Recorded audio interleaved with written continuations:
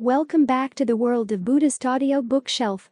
Today, we continue our journey through Dharma Talks by Thanissaro Bhikkhu, Geoffrey DeGraff. Dive deeper into these insightful teachings with us. Crafted meticulously by our team, this audiobook is a vessel for sharing Buddha's wisdom. Your support in spreading these teachings is crucial. Subscribe, like, and share to amplify their impact. Let's together cultivate a world enriched by Buddha's profound guidance. Relax and absorb these teachings' essence as we tread this enlightening path. Let's get started with appropriate attention. April 29, 2006. Focus on your breathing. It's a simple exercise. Just be with the sensation of the breath all the way in, all the way out.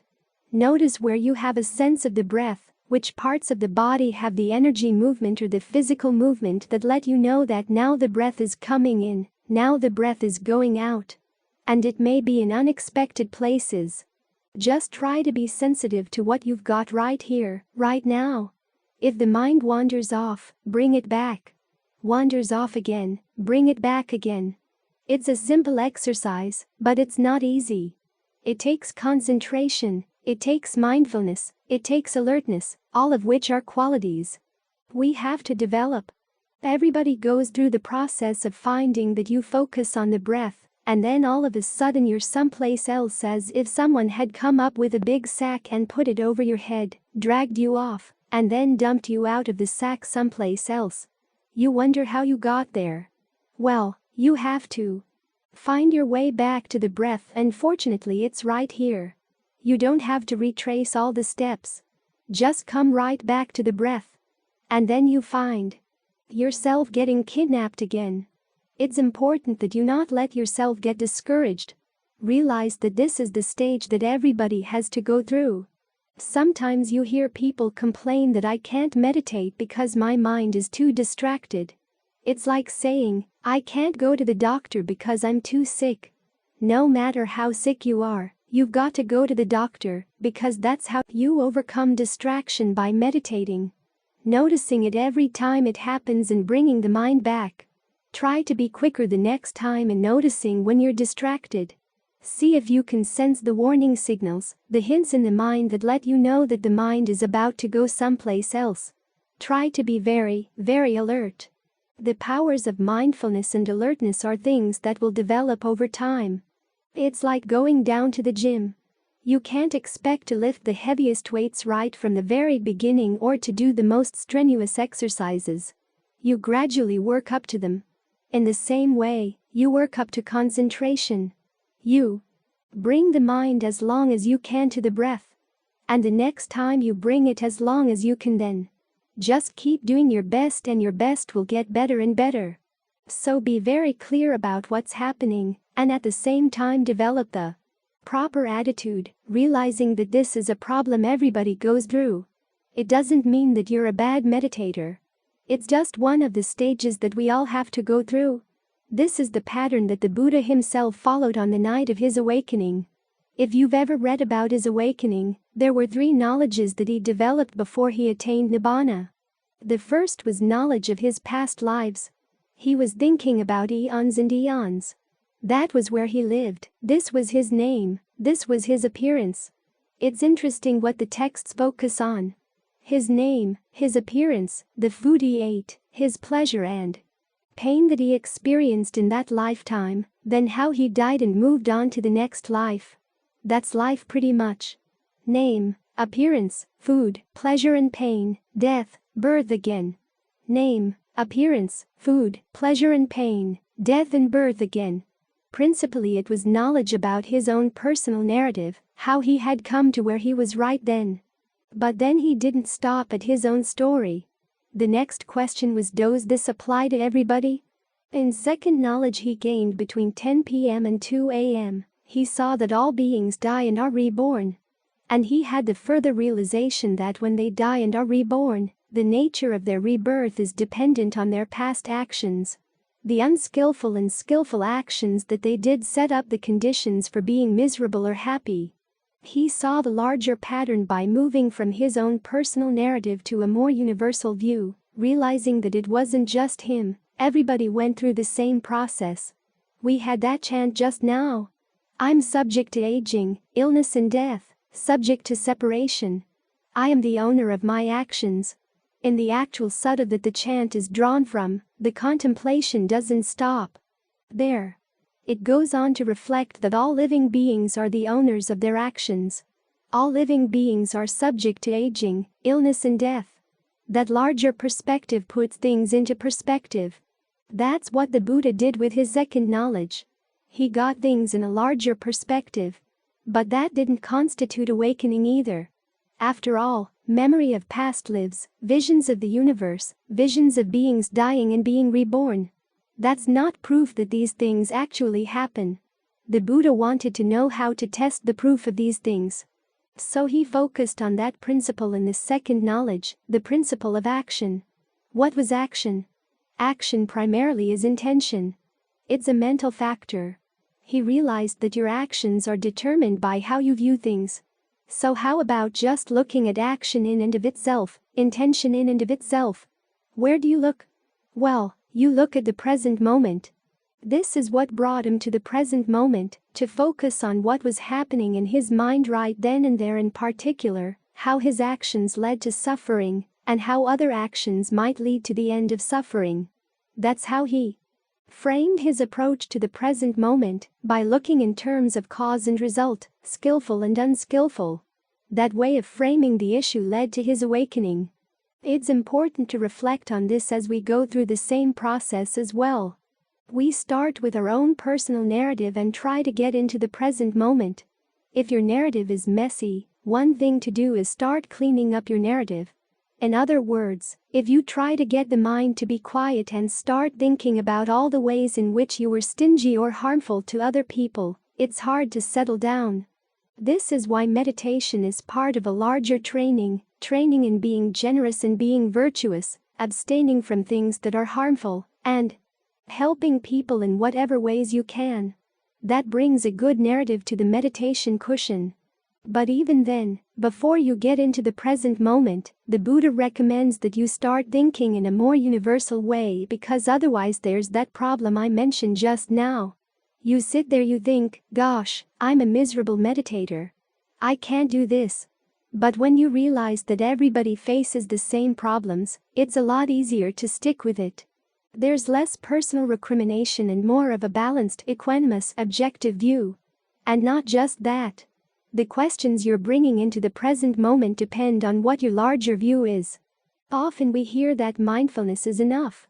Like the Beatles' old song, all you need is love.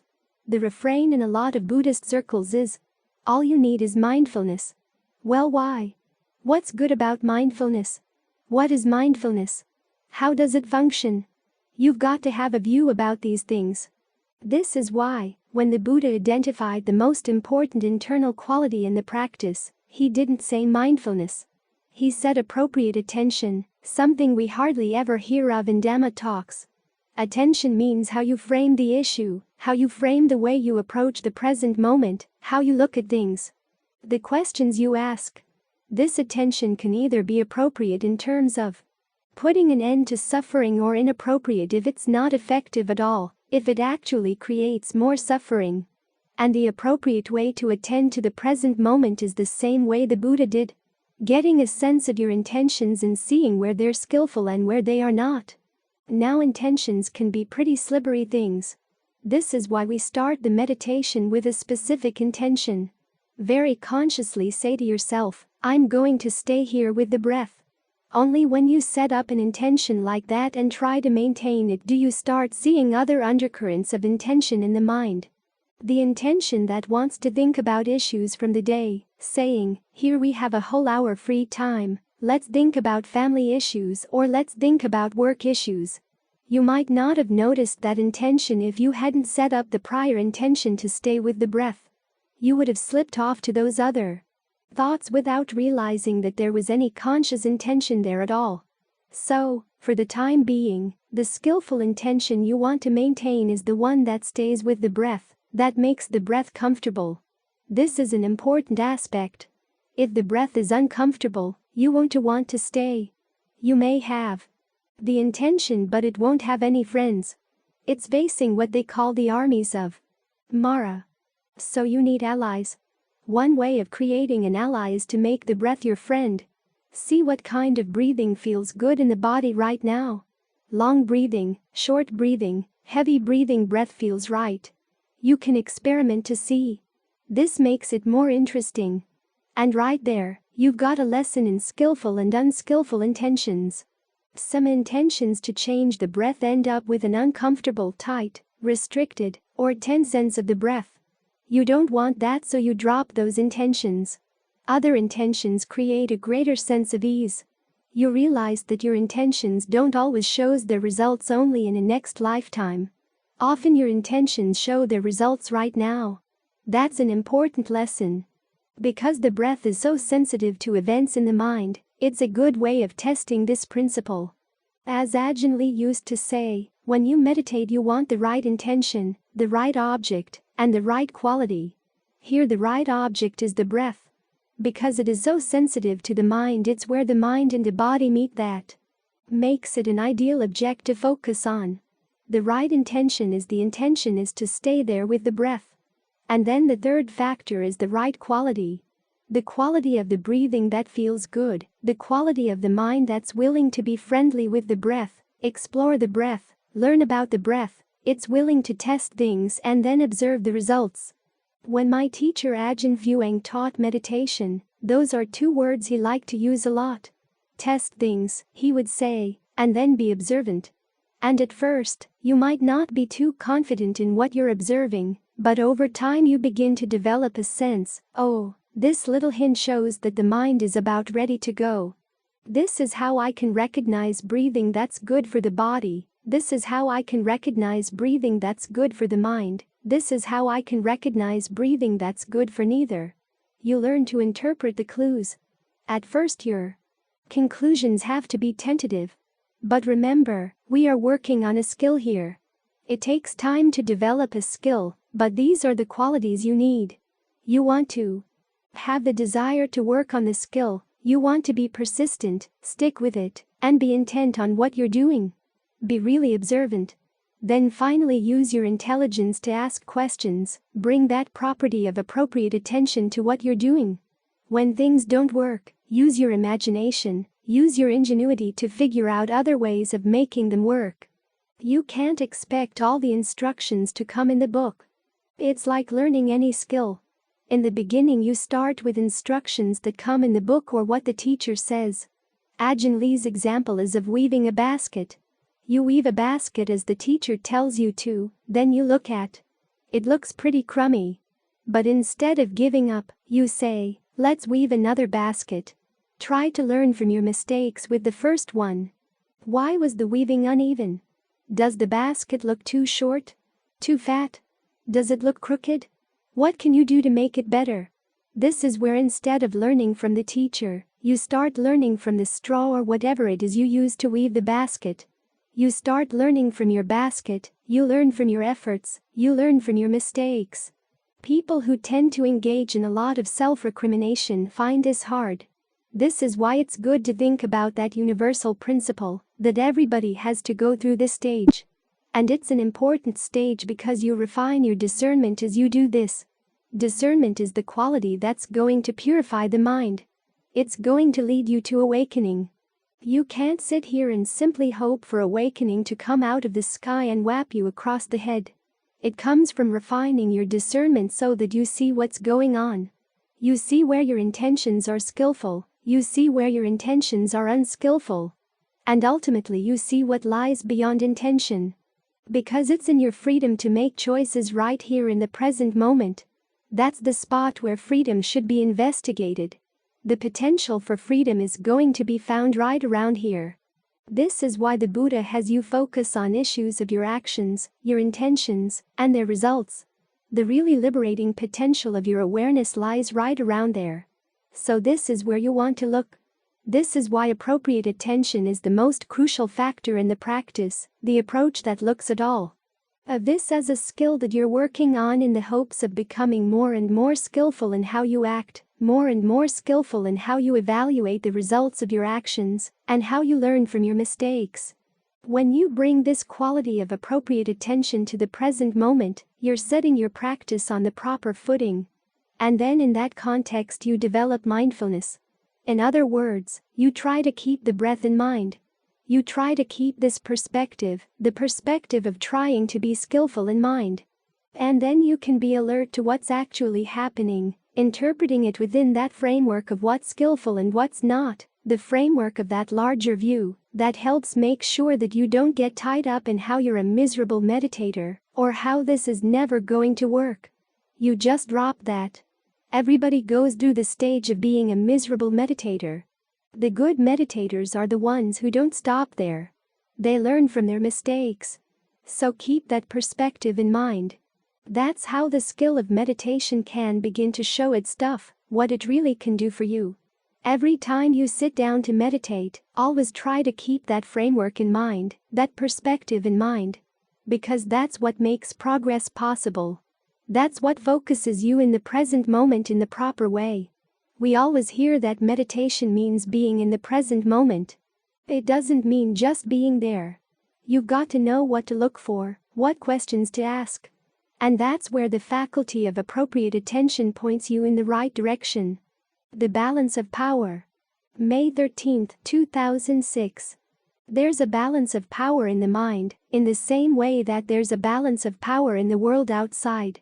We have a lot of different desires, and there's a tension among them.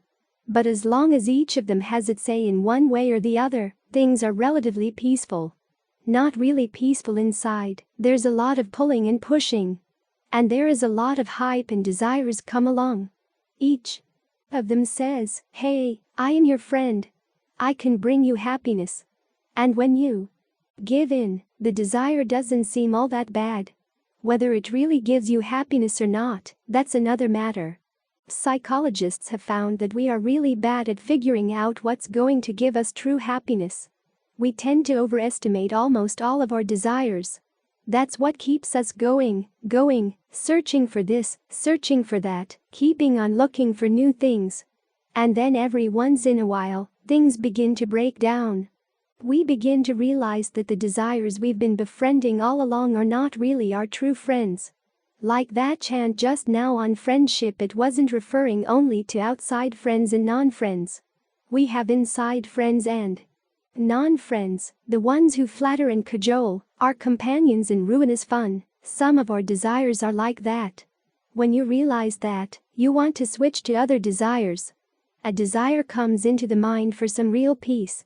Wouldn't it be good if we could find true happiness? A happiness that doesn't cause any harm to ourselves, doesn't cause any harm to anybody else, seems like a perfectly reasonable desire.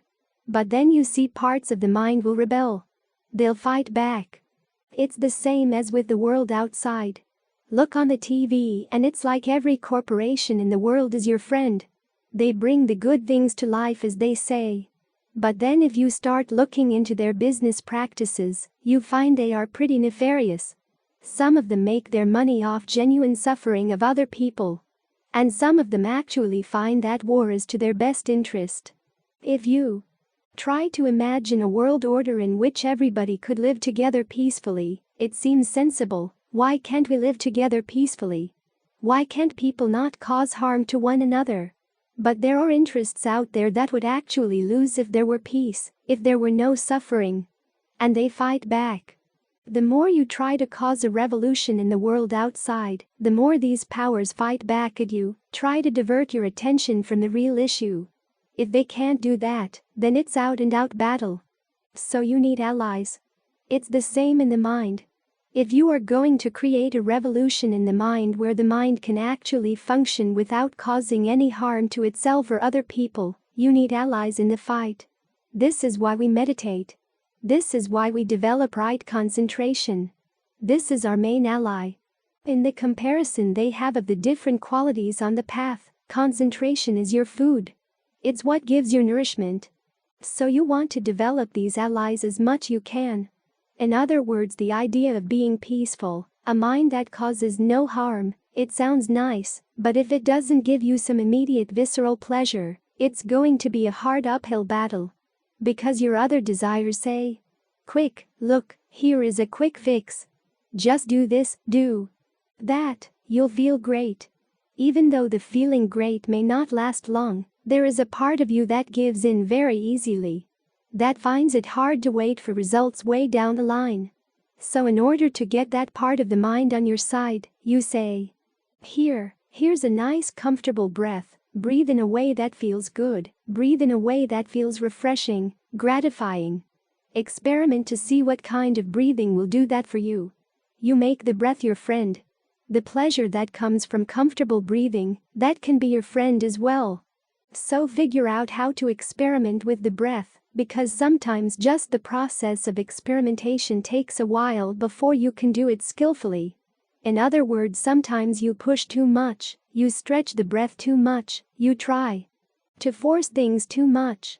You find tension in different parts of the body, and you try to attack it too directly, then it fights back. What this means is you've got to learn to develop some more finesse. That's something that comes with time. At the very least, try to get at least one part of the body that feels good. Try to find the part that feels central, that you are on really intimate terms with. At least make this part good. So it feels comfortable as you breathe in, you are not squeezing or pushing it or pulling it, and then allow it to maintain that sense of ease as you breathe out. If there's any tension or tightness that you can detect there, allow that to dissolve away. In this way you begin to find a friend inside. Then the parts of the mind that want some immediate gratification, they'll become your friends too, they'll like it. Then you work on allowing that sense of ease to spread to different parts of the body. And this is something each of us has to find our own way of doing. In some cases you maintain your center on that original spot, and just think of expanding your frame of awareness, your field of awareness to be larger and larger and larger, and then think of the ease spreading along with your awareness. That's one way of doing it. Another way is to go through the body section by section. Agilely as you start at the back of the neck, going down the back. Some people find that easy, other people find it hard. If you find it hard, you might want to start, say, around the navel, because the movement of the breath is easier to see there. So make sure that your abdomen is relaxed as you breathe in, relaxed as you breathe out. Then go around to the back, the small of the back, keep that relaxed. Any parts of the back that seem to be pulling you out of a nice straight posture, allow those to relax.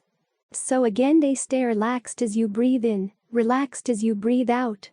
And then move up, solar plexus, then around the body from the solar plexus to the back at the same height, and back to the solar plexus again. Then move up to the middle of the chest, and the same way around the body in the chest area, then the base of the throat, and the head. You can go down the shoulders to the arms, and then start at the hips, going down the legs to the toes. Work through the body, section by section, making sure that whatever section you're focused on feels at least undisturbed by the breath. And there may actually be a sensation that's related to the breathing process, so allow it to feel comfortable as you breathe in, comfortable as you breathe out. And you can go through the body like this as many times as you like, until you are ready to settle down. Then find one spot, then spread your awareness out from that spot. So you are aware of the whole body breathing in, the whole body breathing out. And it feels good, it feels connected. This way you are beginning to get a friend, you've got your allies in this revolution. Because there will be parts of the mind that start complaining. They don't get to wander around as they used to. They don't have the run of the place that they are used to having. But with the sense of full body awareness, it feels good, feels refreshing just to breathe. That begins to change the balance of power. This is not to say that it will gradually all become more and more peaceful without problems, there will be ups and downs. But over time you find that there is a shift, and when there is this sense of ease, you have to be careful not to just wallow in it and forget where it comes from. It comes from your alertness and your mindfulness. Mindfulness is keeping the breath in mind, keeping the various techniques that you are going to use with the breath in mind. Alertness is checking to see how things are going. In terms of right concentration or what they call jhana, these then develop into directed thought and evaluation. Directed thought is when you keep your thoughts on one topic. And then evaluation is That you check how things are going and making adjustments as you need to.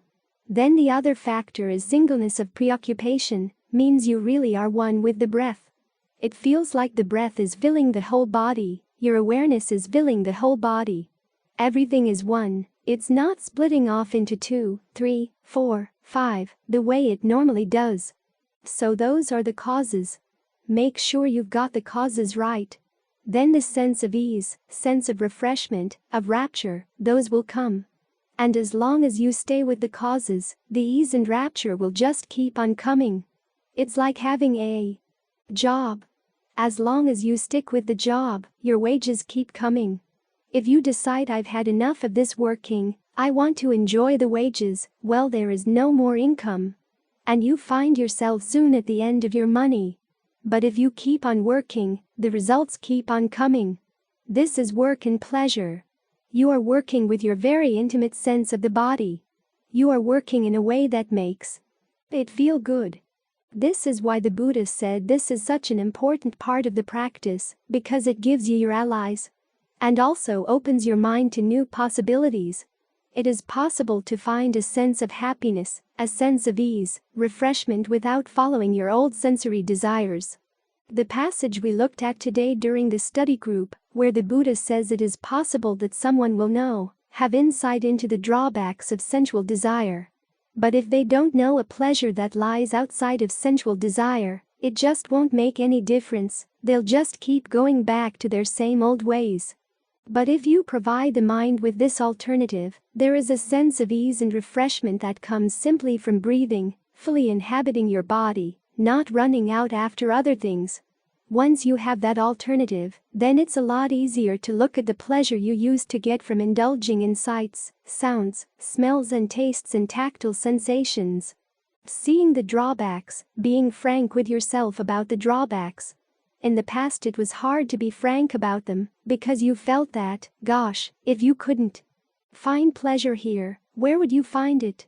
There would be no pleasure in life at all. But now you've got an alternative. That changes the balance of power. So you see right here, there's a sense of ease and refreshment. You don't have to spend all that time and money and effort chasing down things that just turn into shadows and mirages. And even when you do get what you like in the outside world, it doesn't always stay with you. The Buddha compares it with borrowed goods. The original owners can take that away at any time. The pleasure, say, you get out of another person, doesn't really belong to you. It belongs to that other person. If they decide they've had enough of you, that's it. You don't have any rights. There is the image of the man sitting in the tree. He comes to a fruit tree. There's no fruit on the ground, but there is fruit in the tree. He knows how to climb the tree. So he goes up and he stays in the tree eating the fruit. Another man comes along, who also wants fruit, but he doesn't know how to climb the tree, but he has an axe in his hands. So he is going to chop the tree down. There are lots of drawbacks to sensual desire, and it's easy for us to see them. But part of the mind refuses. It's afraid, because if we don't allow ourselves to get totally immersed in sensual desires, to really get carried away by them, we fear there is going to be no pleasure in life at all. So it's important that you learn how to develop this sense of absorption in the breath, pleasurable, refreshing, feels really good just being here. That changes your sense of the range of possibilities. There is a pleasure that doesn't depend on those things outside, it's perfectly fine right here. It's nourishing. And even though simple concentration is not going to totally solve the problem of the way the mind causes itself suffering, it really changes the balance of power.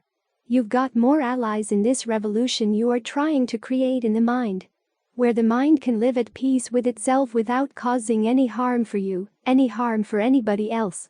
That's your desire. As for the peace in the world, as the Buddha said, the world never has enough. It's insatiable. It's a slave to craving. But you don't have to be a slave to craving. You can free yourself by finding new allies in the fight. This is your path to freedom. It seems simple just watching the breath. It is not easy, but as you work with it and really approach it as developing a skill that may take time, it may take effort, but it's really worth all the time and all the effort. because it does create that possibility that living without causing suffering, living without causing harm, living with true peace, at the very least with peace inside, that's a genuine possibility. And because it's possible, it's worth all the time and effort that goes into finding it, developing it, changing this balance of power in the mind. People suffer from their thinking. July 4, 2006. A passage in the teachings of Ajahn Dun describes an incident when a woman came to him and just poured out her soul about the problems in her family, worried about her son, worried about this, worried about that, and so he tried to console her as best he could. After she left, he commented to one of his students, "People these days suffer because of their thinking." It's interesting the way he said that, people these days, as if people didn't suffer from their thinking in the past. Maybe he meant that prior to that time, Thailand was poor. And most people were just worried about eating, surviving. Now that people have become wealthier, food is easier to get, jobs are easier to get, their thinking takes over, and that makes them suffer. This is certainly true in spades about people in the modern world, because so much in the modern world teaches us harmful ways of thinking. The mass media are predicated on the idea that you are lacking, and you need what we've got to sell. That's the message they're constantly trying to get through to you. And when you're exposed to that message long enough, you start believing it. The first step in the cure is to get away from the media, so that the message isn't being drummed into you all the time. But even then, once you've been used to thinking in those terms, it's hard to get them out of your system. This is why we have to train the mind. There are basically two ways of approaching the problem. One is to stop thinking, and the other is to learn to think in different ways, ways that are actually helpful to you to put an end to suffering, rather than piling on more suffering. As a meditator, you've got to learn how to use both approaches, learning to let the mind rest, so that it doesn't have to be occupied with thoughts all the time, and then, when the time comes when you really do have to think, learning how to think in ways that are helpful rather than harmful. And even when you're trying to get the mind to be still, it requires a certain amount of thought beforehand. You've got to convince yourself this is a worthwhile activity, sitting here focusing on your breath. Then you have to think about letting the breath be comfortable, trying not to force the breath too much, just noticing what kind of rhythm of breathing feels good right now. This requires some thought, but it's constructive thought. It's okay to think and pose questions around this issue, because that kind of thinking and questioning gets you more absorbed in the breath. It's not a matter of forcing the mind to stay with the breath no matter what. If you put too much force on the mind like that, it's going to rebel. It's like trying to hold a beach ball underwater. As soon as your grip loosens up a bit, the ball goes shooting up out of the water. What you've got to learn is how to get the mind interested in the breath. Realize that this energy in the body that goes along with the breathing is an important factor in keeping the body healthy. Not just alive but healthy as well. If the energy flows smoothly, if all the nerves in the body get bathed in the breath, that's going to be good for the body. When the body is more comfortable, it's easier to settle down and stay right here. It feels good.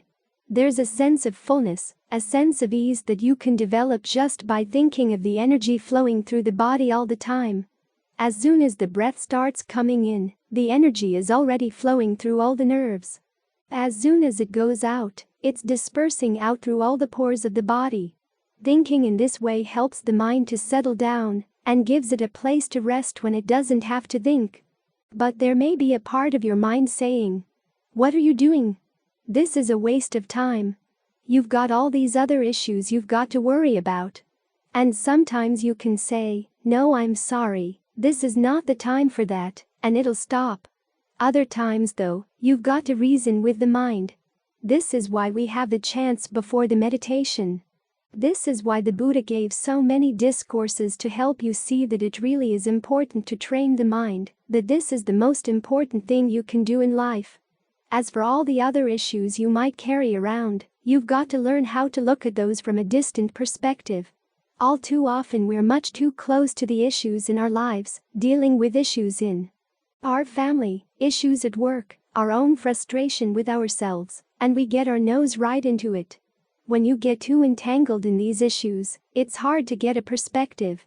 So the purpose of the Dhamma is to help give you a perspective that will help you step back and look at these issues in the long term. Get a better sense of what's really important in life and what's not important in life. The Buddha talks about 4 guardian meditations. These are things to think about if you have trouble getting the mind to settle down. There are 4 topics in all: the Buddha, goodwill, the foulness of the body, and mindfulness of death. There are different ways you can think about the Buddha. If you find that the mind needs some consoling and reassuring, in other words, it needs some gentle treatment, just think about the fact that the Buddha proved with his life that it is possible for human beings to find true happiness. That's the basic message his life sends. And it's an important message. Because for most of us, we look at human life and what is it? People get born, they go through all this trouble to get an education. Some people get married, have kids. Sometimes it works out. Sometimes it doesn't. Then what happens? They get old. Their body stops functioning. And sometimes death and illness don't happen quickly. There are these long lingering illnesses, and then they die. And you wonder, what is that all about? All that needless suffering. You look around and that seems to be everyone's life. The Buddha's life story is very different. He found that it's possible through your own efforts to attain a happiness that's not affected by aging, illness, and death. In other words, there is a part of the mind that lies beyond these things. You can look at aging, illness, and death as little issues. It also helps to look at a lot of the other issues in your daily life, to see them as little things as well, and to remind you it is possible to find true happiness. It may take a long time, but that possibility is there. Things are not hopeless. That's one way of thinking about the Buddha. Now if you find that you're getting lazy in your practice, the other way you can think about the Buddha is to remind yourself that the Buddha was here 2600 years ago teaching this lesson. You were probably here someplace too. Why didn't you take the lesson to heart back then? Why are you still hanging around now? How much longer is it going to take you? It's very rare that we have Buddhas in this world. The texts talk about how many thousands of years it's going to be before the next Buddha appears. And in the meantime his teachings are going to be forgotten. What are you going to do then? When you think in this way, it gives a little more oomph to your practice, more encouragement to put more effort in. So, you can think about the Buddha either in a way that's consoling or in a way that lights a fire under you. Look at your state of mind and see which way of thinking about the Buddha is helpful right now, and then apply that. One of the big tragedies of human life is that we have this power to think, and yet for the most part the mind seems to have a mind of its own. A useless topic can absorb you and obsess you, and it seems like it's got hold of you and won't let you go. Actually, that's not what's happening. The thought isn't holding on to you. You're holding on to the thinking, even the thinking that seems to be the most frustrating and maddening. One part of the mind actually gets some pleasure out of it, otherwise it wouldn't hold on the sense that it has to do this kind of thinking or has to browbeat itself or whatever. You've got to learn how to question that.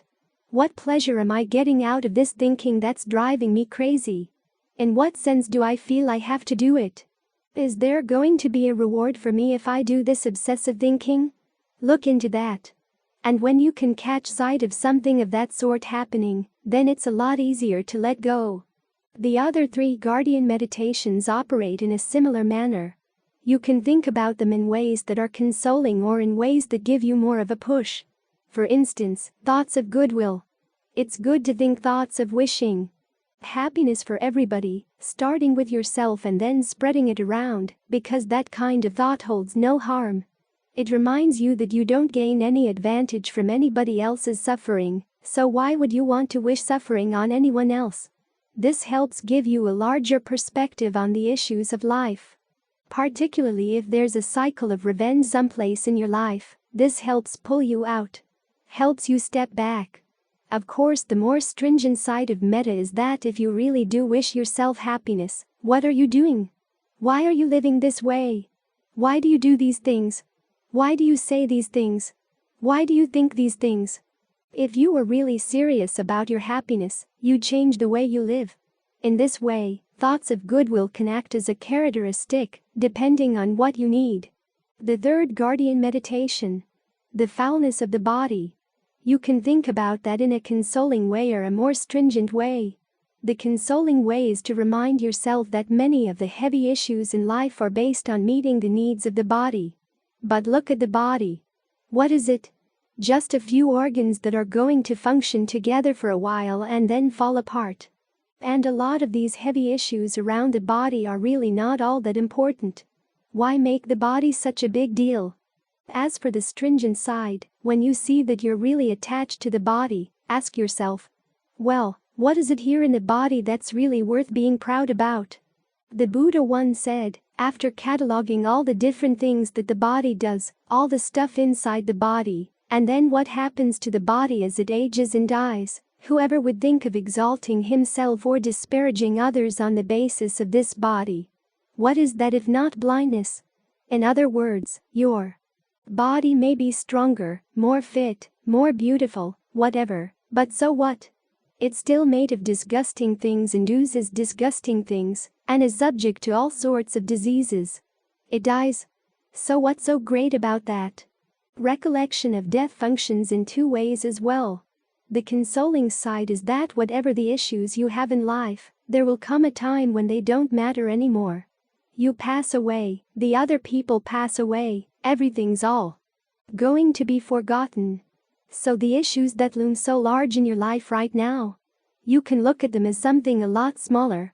They're not so overwhelming.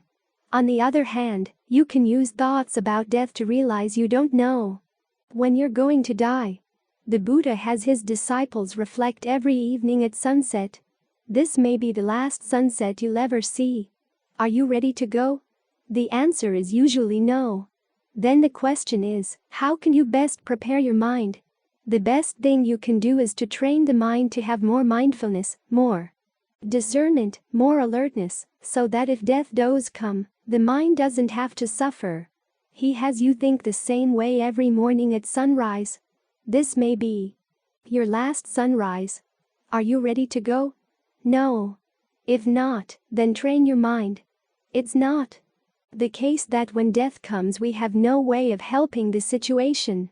The body may die, but the mind doesn't have to suffer with the body's death, if you're mindful enough, if you have enough concentration, if you have enough alertness and discernment. So work on building these qualities now, while you can. These are some of the ways in which thinking can actually help you. It gives you the right attitude. The question is learning how to apply these different topics in a way that's appropriate for your needs right now. That requires learning how to look at your own mind to see what it needs. A good rule of thumb is usually to start with the more consoling side and see if that works, if it gives you the energy you need to practice. If the consoling side doesn't work, you can use the more stringent side to see if that works. Once you see that the mind is willing to drop all of its outside concerns and settle down, then you can drop that thinking and just be with the stillness. A lot of the meditation goes back and forth between being still and thinking, investigating and then being still again, investigating, being still again. The more solid your concentration, then the more subtle your thinking can be, the more subtle your powers of observation and analysis in the present moment can be. Meditation practice is not just a matter of forcing the mind to be still. You've got to learn how to reason with it, so that it can let go at least enough to allow the mind to settle down for a while. Once it's settled down for a while, then you can reason with it again, so that it can let go even more, of more subtle things, the things you missed when the mind was bouncing all over the place like a ping-pong ball. Now that it's more still, you can begin to see more subtle attachments. Learn how to investigate them. Then when you let go of those, the mind will be still on an even deeper level. Learn how to pursue it back and forth like this. Thinking and being still. Thinking and being still. So these two processes can help each other along. When you understand the meditation in this way, the results go a lot deeper. And they really do help you find the happiness the Buddha found, the happiness that isn't dependent on anything all, but just simply is. It's there. The potential is already there in the mind. The issue is simply learning how to use the faculties in the mind, its ability to be still, its ability to investigate, its ability to think in a way that really is helpful, rather than the normal everyday way we use them, which just piles more suffering on top of suffering. So look at your mind right now and see what it needs. Does it need consoling? Does it need the stick rather than the carrot, or is it ready just to settle down? Learn to observe your mind, then provide it what it needs. Discernment. August 6, 2006. If you ever had to tackle a large or overwhelming job, you've had to learn the basic principle that if you want to get anywhere with it, you have to break it down into little jobs, into manageable pieces. Then you tackle the pieces bit by bit, and after a while you find the job gets done. You need a large overview so that you know how to break it down into manageable pieces, but when you actually do the work, you focus on the little bits and pieces. This job we have here of tackling suffering is the same sort of thing. It seems overwhelming. You can think of it as this huge big mass, and the Buddha sometimes talks about it as a mass of suffering because that's how most of us experience it, especially when it gets really big, when it really weighs down on the mind. But the whole purpose of discernment is to be able to break it down into little pieces so that you can see how it's constructed and how it doesn't have to be constructed. This is what the Buddha's teachings on the 5 aggregates, the 6 sense spheres, the 4 or the 6 properties, dependent co-arising, are for. They're all designed to take suffering and to break it down into manageable pieces. The reason we call this discernment is just that, its ability to see subtle distinctions, because the pieces are subtle, and the distinctions between them are subtle. This is why we have to practice concentration as a basis for this kind of discernment. If your mind isn't really still, if your awareness isn't really sharp and quick, you're going to miss all the subtleties. Everything gets glommed together. It's all right here, but if you don't see the distinctions, everything is going to stay just as a big lump right here, a big mass right here in the present moment. Say, for instance, that you're feeling a sense of depression, a sense of sadness. There's a physical side to it and there's the mental side. The mental side is made up of lots of little thoughts that are all glommed together. So the Buddha recommends that you take it apart in terms of the khandhas, in terms of the aggregates. Look for the feeling, and then look for the perception. An important perception is saying, this is my suffering, this is happening to me, which may be true, but you don't have to think it. It's an optional thought. You could simply say, this is suffering, and leave it at that. That would adequately describe the situation and would also be more helpful. The thing is, you have to catch the mind in the act of applying that particular perception. It will do it repeatedly. Again and again and again. That's what clinging is. It's holding on to a particular thought and just repeating it over and over again. When you can see that happening, you realize that you've got the choice to drop it. You don't have to keep hitting yourself over the head. This is the same principle that applies to right speech. As the Buddha said, there are things that may be true, but if they're not useful, if this is not the right time for them, we don't say them. Take that principle and apply it to the mind, to your inner conversation. There may be perceptions that in one way or other are true enough, but they're not useful, and this is not the right time for them. They're actually causing you suffering, so why bring them in? If physical side of the suffering is what seems oppressive, take things apart in terms of the properties. Earth, water, wind, and fire. Suppose there's a pain in your knee. The sensations you've got around that pain in the knee. Which ones are just physical sensations and which ones are feeling? In other words, which ones are rupa or form, and which ones are feeling? Any sense of heat is form, any sense of movement is form, coolness, solidity. These things are all form. But then there's the feeling of pain that sort of flickers among them. It's something different. It's a different aggregate. This is where the aggregates and the elements can get together, and this is where we can distinguish among them. But one way of distinguishing between feeling and form is just that. Try to see which. Sensations in that sensation of pain are simply the aggregates of form, the properties of the body, and which are the actual feeling. Try to tease these things out. This is the work of discernment. It discerns distinctions, it sees things clearly. This is why it's called discernment. You could translate the term panna as wisdom, but that has an entirely different connotation.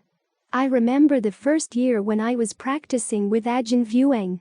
He kept saying, use your panna, which is both the Pali word and the Thai word. At the time all I knew was that panna is wisdom, so I told him, I don't have any panna. He said, of course you do. If you're a human being, you've got some. I began to realize maybe he was talking about something else besides wisdom. And I finally realized it was discernment. Seeing distinctions, being able to tease things out. So we're not here trying to gain the wisdom that lets us simply accept things. Sometimes people think that that's the ultimate wisdom of Buddhism. Learning to be equanimous, patient, accepting of everything.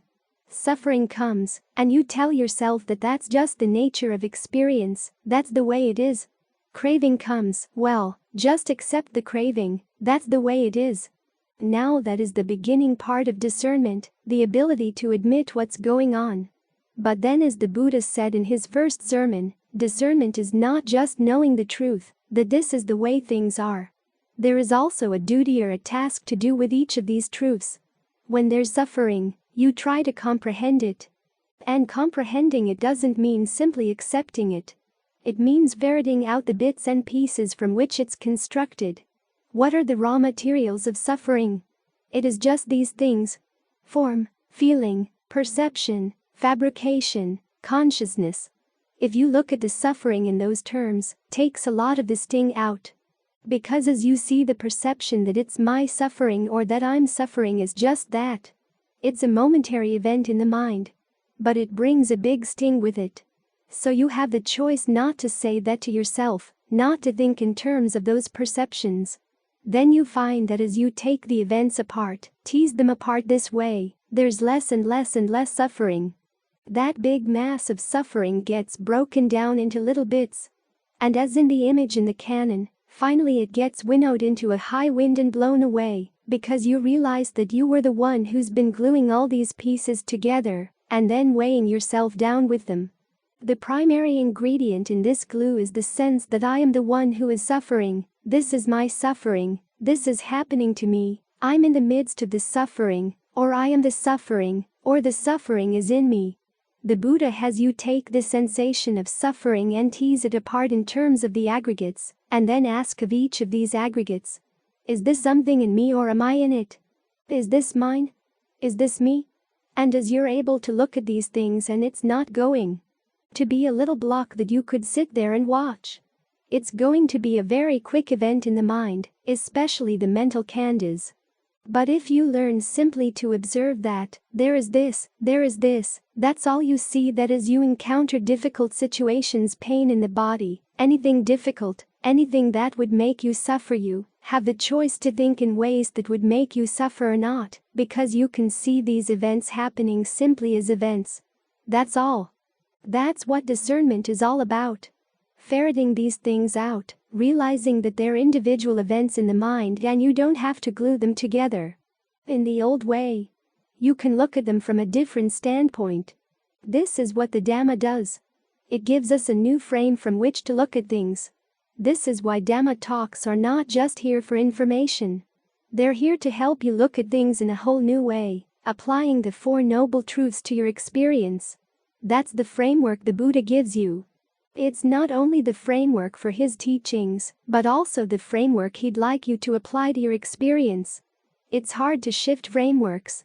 We're used to our old frameworks, so we tend just to bring the Four Noble Truths in as new information. If that's all they are, just a piece of news you've heard, they really don't make that much difference. But if you make up your mind that you're going to look at everything from this perspective, and keep at it, you find that it's really useful. It not only points out the way things are, but also shows what you can do so that you don't have to suffer from the way things are. So try to get the mind still enough to allow your discernment to get more and more refined, more and more subtle. It works in stages. The more still the mind can be, the more refined your discernment can be, the more subtleties you can see, and the more you can put an end to your suffering. Ajahn Fuang used to say that the discernment that comes from concentration is special. It goes deeper into the mind than discernment not based on concentration. When you've heard the topics of discernment, 4 noble truths, 5 aggregates, 6 sense spheres, the properties, dependent co-arising, you can hear them, you can think about them, you can talk about them, but if you don't actually see these things in action, they don't go to your heart. The whole purpose of concentration is so you can see them in action. They are very quick, they are very subtle, so you have to be very, very still. But if you see them in the stillness, the understanding goes straight to the heart. That's where it really can make a difference. As today's session concludes, we invite ongoing participation. Just as Buddha encouraged sharing his teachings for the greater good, we urge your involvement. Help spread these profound teachings universally by subscribing, liking, and sharing. Your active participation ensures these invaluable insights transcend barriers. Embrace this opportunity to ignite positive change and nurture empathy. We eagerly await your presence in future episodes, joining hands to illuminate minds and foster compassion worldwide.